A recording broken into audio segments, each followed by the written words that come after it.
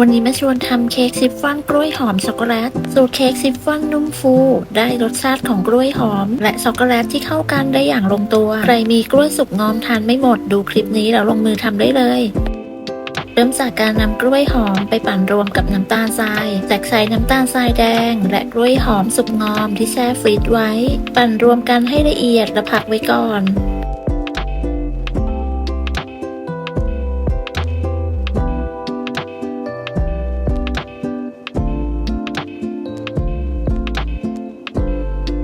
นำไปปั่นจนได้เนื้อเนียนแบบนี้เลย ต่อไปเรามาทำการแยกไข่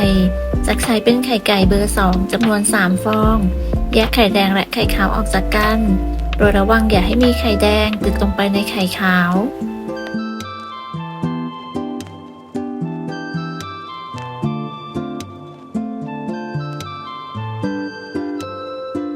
เสร็จแล้วเรามาทำส่วนผสมของไข่แดงก่อนใส่น้ำมัน นม และกลิ่นวานิลลาลงไปในไข่แดง จากนั้นก็คนส่วนผสมให้เข้ากัน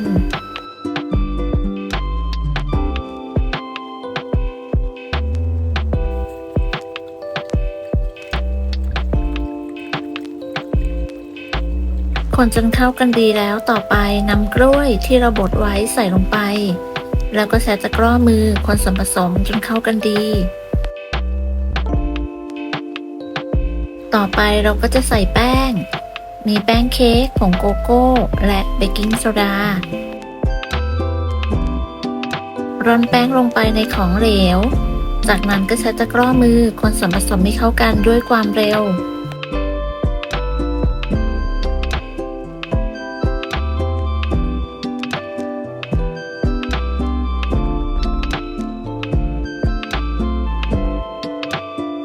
คนจนส่วนผสมเข้ากันดีแล้ว จากนั้นเราก็จะพักส่วนผสมของไข่แดงไว้ก่อน ต่อไปเราก็มาตีไข่ขาว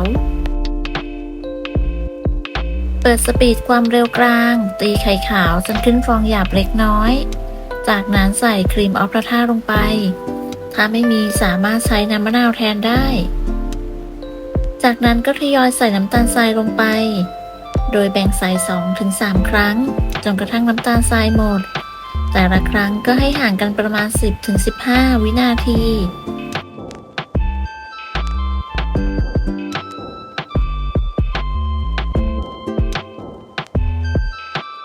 เมื่อใส่น้ำตาลทรายจนหมดเราก็ตีไข่ขาวต่อด้วยความเร็วปานกลางจนกระทั่งไข่ขาวมีลักษณะเป็นสีขาวนวลเป็นริบบอนตั้งยอดปานกลางประมาณนี้ก็ถือว่าใช้ได้เสร็จแล้วเราก็จะตีต่อด้วยความเร็วต่ำอีกประมาณ 30 วินาทีเพื่อเป็นการตัดอากาศขั้นตอนต่อไปให้ตักไข่ขาวมาผสมกับส่วนผสมของไข่แดงที่เราทำไว้โดยแบ่งตักมา 2-3 ครั้งจนกระทั่งไข่ขาวหมดแต่ละครั้งให้เราคนตะล่อมให้เข้ากันด้วยความเบามือแต่ทั้งนี้ก็ควรทำด้วยความรวดเร็วหากคนผสมนานอาจเป็นสาเหตุทำให้เค้กยุบไม่นุ่มฟู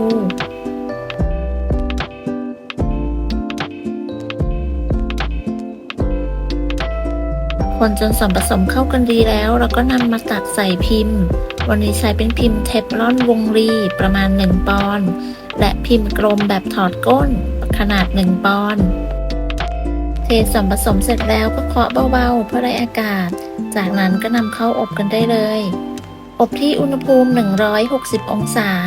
ไฟบนล่างไม่เปิดพัดลมใช้เวลาประมาณ25 นาที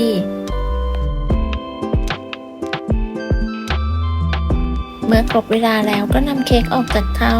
กระแทกพิมพ์เบาๆให้เค้กเซ็ตตัวแล้วก็พักไว้ให้เย็นเค้กกล้วยหอมช็อกโกแลตสูตรนี้เนื้อนุ่มฟูมากรสชาติหวานกำลังดี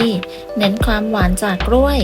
นอกจากใส่พิมพ์เค้กแบบนี้เพื่อนๆอาจจะนำไปใส่พิมพ์สี่เหลี่ยมหรือพิมพ์แบบวงกลมถ้าใส่พิมพ์กลมก็แนะนำเป็นขนาด2 ปอนด์ได้ถ้าใส่พิมพ์สี่เหลี่ยมก็ใช้ได้ตั้งแต่ขนาด7x7 ถึง8x8 นิ้วใครที่ชอบทานเค้กกล้วยหอมแต่เบื่อแบบเดิมๆลองทำเค้กชิฟฟ่อนกล้วยหอมช็อกโกแลตสูตรนี้เป็นสูตรเค้กง่ายๆทำแล้วหอมทั่วบ้านเลยค่ะได้ทั้งความอร่อยของกล้วย แล้วก็ความเข้มข้นของช็อกโกแลตแต่โรยน้ำตาลไอซิ่งเพิ่มความสวยงามแล้วก็เพิ่มความหวานเล็กน้อย หากเพื่อนๆไม่ชอบไม่ต้องทำตามก็ได้ค่ะตรงนี้ ใครมีเค้กกล้วยหอมสุกงอมที่บ้านลองทำดูนะคะ ได้ผลยังไงก็มาคอมเมนต์คุยกัน ขอบคุณสำหรับการติดตามรับชมคลิปนี้ หากเพื่อนๆชอบ อย่าลืมกดไลค์กดแชร์กดติดตามเพื่อเป็นกำลังใจให้กันด้วยค่ะสำหรับคลิปนี้จะต้องลาไปก่อนพบกันใหม่ในคลิปหน้า สวัสดีค่ะ